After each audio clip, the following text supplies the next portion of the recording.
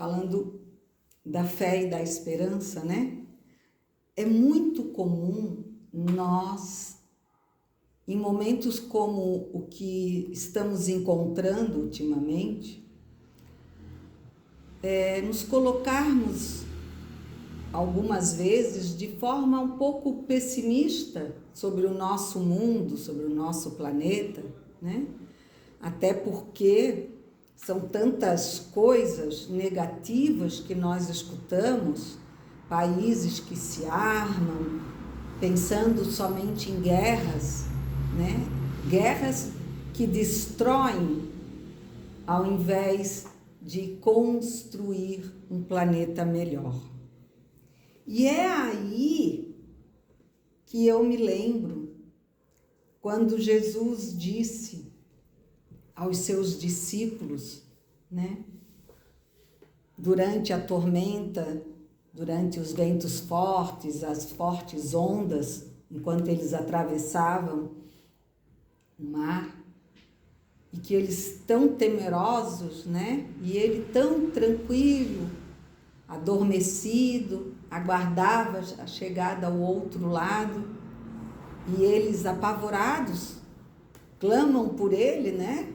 O acordam, dizendo, olha, tu não tá vendo, a gente vai morrer, né? Te desespera com a gente, eu acho que era isso que eles pensavam, né? E aí, Cristo olha para eles e diz, né? Homens de pouca fé.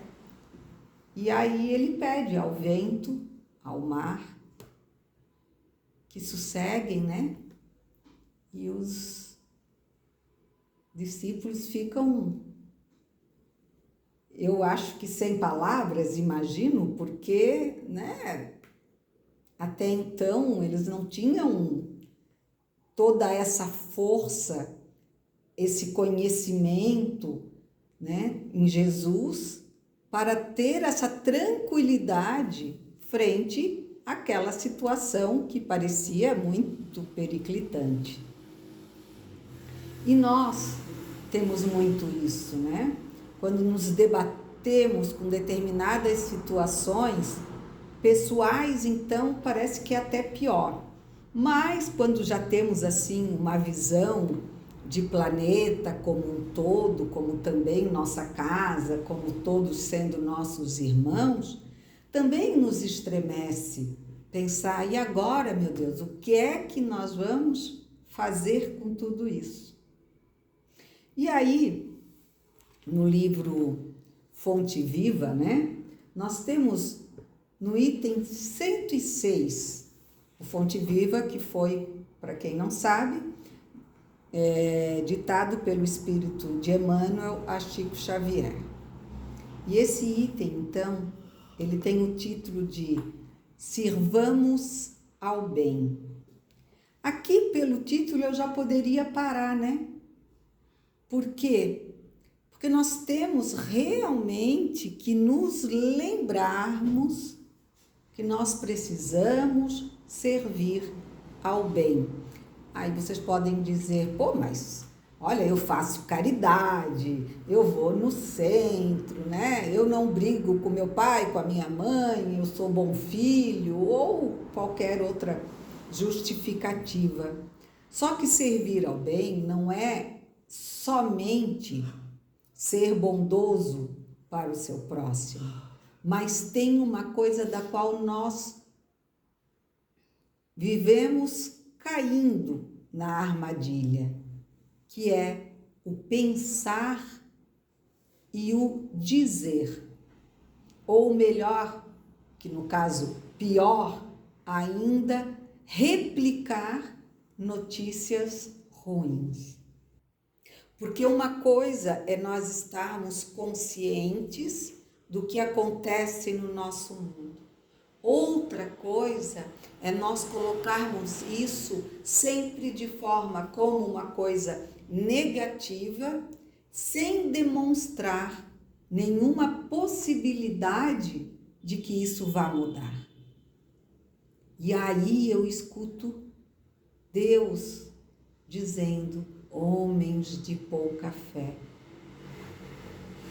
Porque se nós realmente temos a crença da bondade, do amor de Deus, nós sabemos que podemos sim acreditar que tudo vai dar certo, que tudo vai melhorar. Talvez não no tempo, e provavelmente não no tempo que nós gostaríamos que acontecesse, mas na hora certa, porque só Ele sabe. E então, nós muitas vezes achamos assim, não, mas eu estou sozinho, o que eu posso fazer? E aí, em João, capítulo 1, versículo 5, nós temos assim: a luz resplandece nas trevas. E ele diz: não te aflijas, porque estejas aparentemente só no serviço do bem. Jesus era sozinho antes de reunir os companheiros para o serviço apostólico. Sozinho, à frente do mundo vasto, à maneira de um lavrador, sem instrumentos de trabalho, diante da selva imensa. Ele sim estava sozinho, no sentido de que todos no nosso plano não tinham o conhecimento, a sensibilidade, a visão que ele já tinha. Né? E se às vezes nós nos sentimos meio patinhos fora da lagoa, quando nos encontramos com algumas pessoas que às vezes não vemos há muito tempo, ou com pessoas que em determinada ocasião nós observamos que têm pensamentos, atitudes, opções de vida muito diferentes das nossas, a gente se sente meio assim, né? O que eu estou fazendo aqui? Porém, imaginem vocês Jesus num mundo onde ele tinha que cuidar até no que ele ia falar e como ia falar para que ele pudesse ser entendido. Porque nós estávamos e ainda estamos muito aquém das possibilidades do mestre, né? E ele, então, com paciência, com calma, é claro que ele tinha tudo isso nele, essa elevação espiritual dele, realmente, por um lado, lhe facilitava, digamos assim, a missão, mas por outro, também se tornava, fazia dela muito difícil. Mas ele sabia que ele tinha o Pai, né? E tinha todos os seus auxiliares do plano espiritual se dedicando a ele. Então ele nunca teve medo, ou titubeou, ou duvidou, ou ofendeu alguém.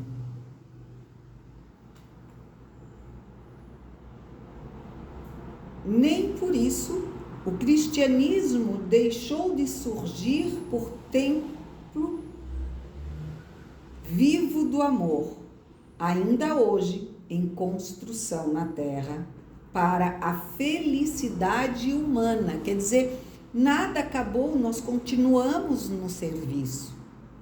Que será o quê?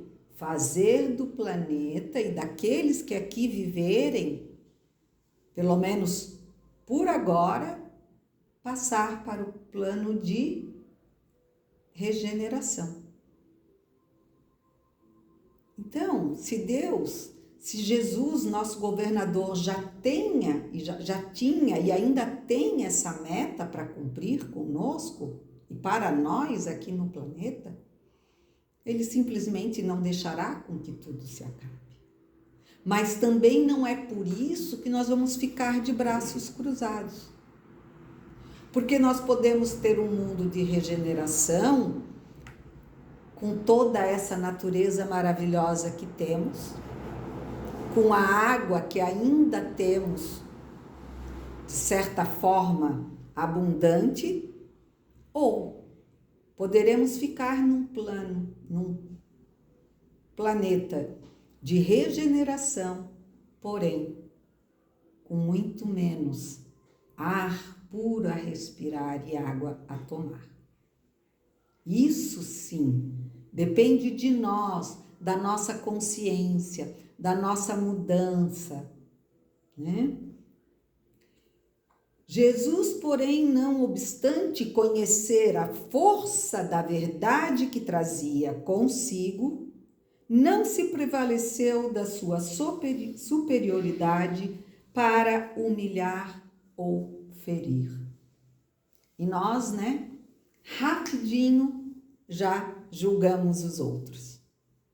Onde é que já se viu? Por que fizeram aquilo? Por que fizeram aquilo outro? Tomamos partidos. Podemos ter opiniões, claro que sim. Nós cultivamos e falamos de uma fé raciocinada. Mas esse conhecimento, ele tem que passar pelo crivo do amor. E não é a minha opinião contrária à de alguém ou de alguns que me faz inimigo dele. Nós apenas aprendemos que através do amor tudo se transforma e tudo vai chegar ao ponto determinado, onde o que tiver que se ver, verá, e o que tiver que se ouvir, ouvirá. Então, se possível, não devemos ter partidos. Nós devemos amar a todos e ter compaixão para com todos. Porque por mais que eu acredite que a minha opinião está correta, só Deus realmente sabe o que é o todo certo. E Ele também sabe que não há ninguém totalmente errado. Porque Ele não fez filhos errados, apenas perdidos na sua própria caminhada, por opções e opção deles mesmos. Então, ao invés de ficarmos gritando por quem está certo, por quem está errado, por que não gritamos o amor, a esperança, a fé, o respeito? Por que não oramos e não transbordamos o nosso pensamento, o nosso desejo em benefício daqueles que ainda não conseguiram enxergar a importância do amor? E esse amor, ele só é realmente útil, ele é exercício, ele é caridade quando abraçado pela fé, ou seja, pela certeza, pela confiança de que Deus tudo provê.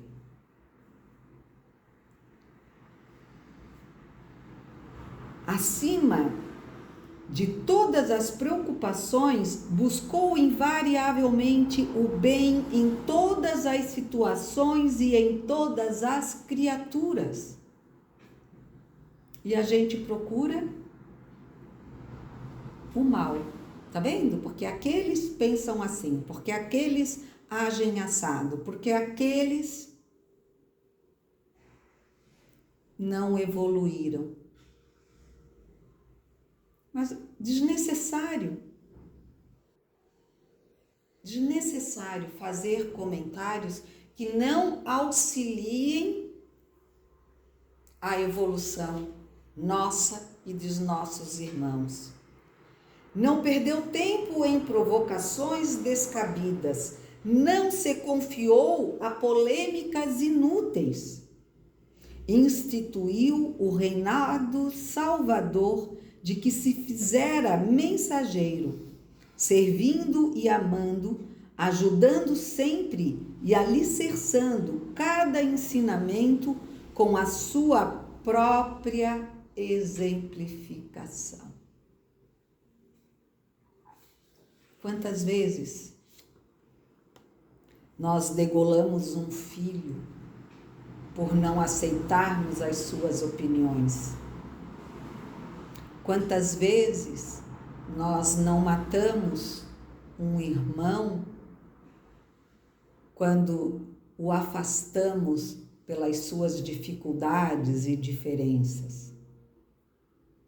Não é só aqueles que estão na guerra que realmente ferem. Continuemos, pois, em nossa marcha regenerativa para frente, ainda mesmo quando nos sintamos a sós. Sirvamos ao bem acima de tudo.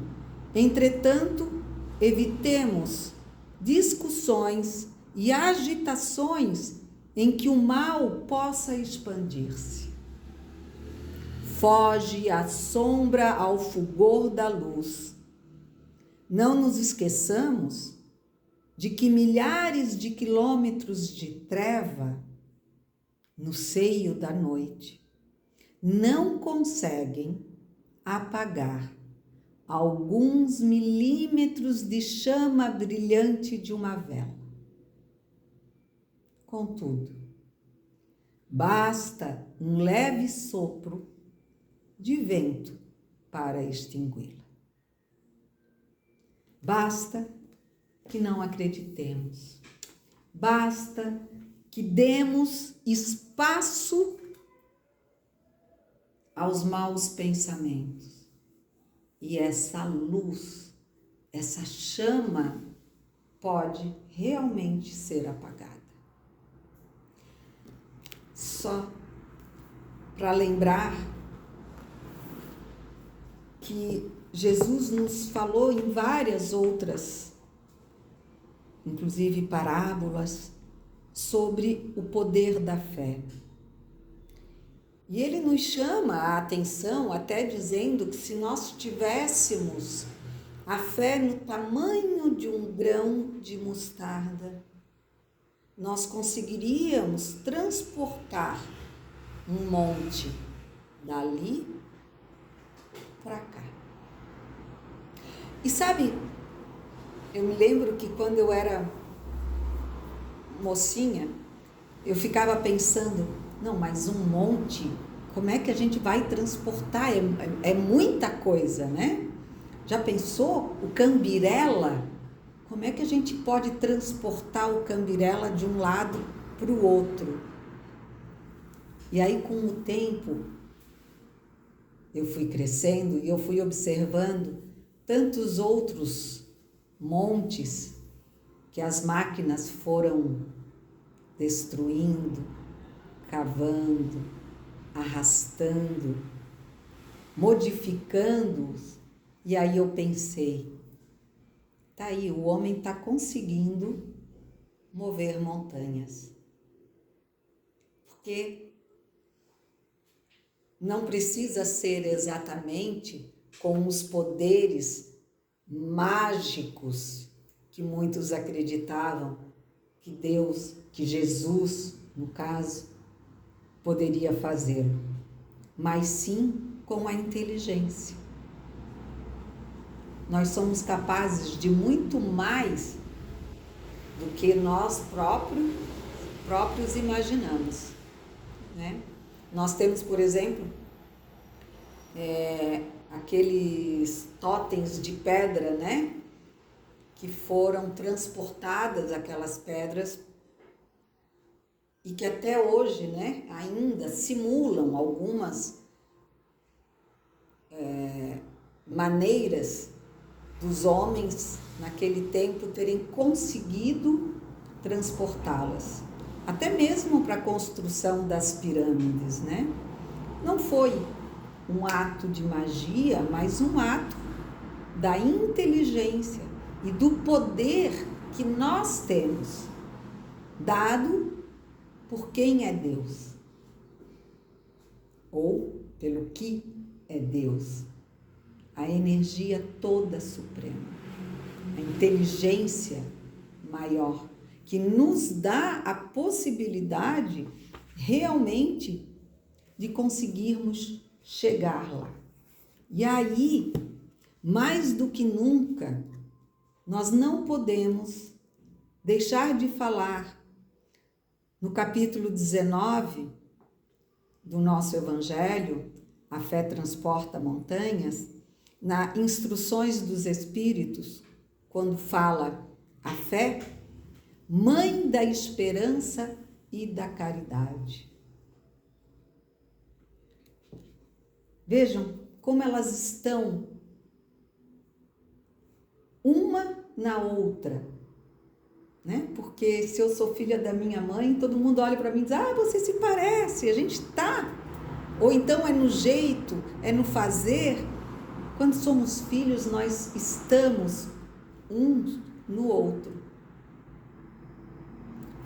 A esperança e a caridade, elas estão na fé. Então, nós temos que manter essa chama, essa luz e divulgar,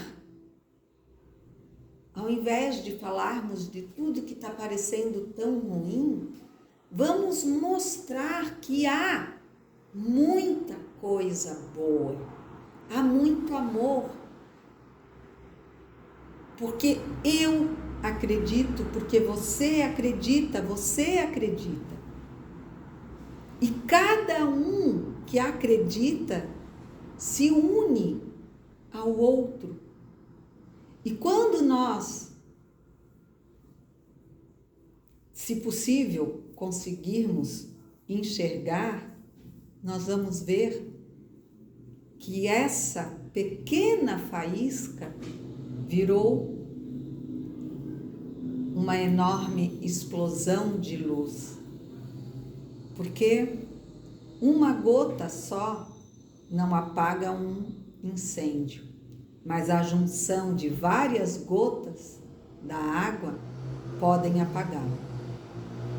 E assim somos nós. Esse é um dos trabalhos, das missões daqueles que se dizem cristãos, daqueles que professam a fé nos ensinamentos do Mestre Jesus e daqueles que, através do raciocínio, do pensamento lógico, do estudo, do aprendizado, mantém o exercício constante da caridade, levando o amor em ação para o próximo e da esperança no sorriso, no olhar. Porque não é mais do que isso que os outros precisam. Às vezes, nada aparentemente nós temos a dar, mas se conseguirmos doar ao outro um pouco de esperança, através da nossa firmeza na fé, naquilo que acreditamos. Porque se nós conseguirmos realmente acreditar com força, com entrega ao Pai, e a bondade imensa dele, nós estaremos contribuindo para aquilo que tanto almejamos, que é um mundo transformado, a paz, a harmonia. Então, nossa mensagem dessa noite é lembrar que pode haver noites escuras, mas ainda assim, atrás das nuvens, tem um sol esperando para nos aquecer. E que saibamos, assim, usufruir dos benefícios daquele que, com a fé, tem nela tudo que é de belo, tudo que é de bom, pela pureza que a fé, sentida, pensada e executada, pode nos fazer. Obrigada a todos, obrigada pela oportunidade de poder olhar pela minha fé, para que ela, como diz o nosso Evangelho, ela seja sincera e empolgante e contagiosa, que ela se comunique aos que não na tinham ou mesmo não desejariam tê-la. Ela encontra palavras persuasivas que vão à alma, ao passo que a fé aparente usa de palavras sonoras que deixam frio e indiferente na escuridão do caminho. Tenhamos todos um excelente final de semana e um despertar cada vez mais sólido da fé do Deus que nós acreditamos. Que assim seja.